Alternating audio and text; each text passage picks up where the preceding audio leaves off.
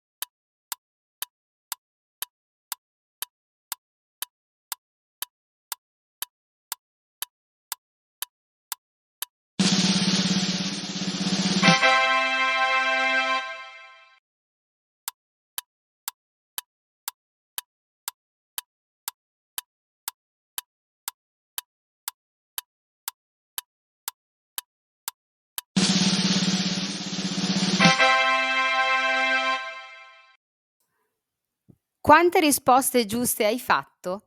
Scrivilo nei commenti. Scarica anche il PDF con tutte le frasi e le risposte per ripassare e non dimenticarti di iscriverti al canale. Ciao!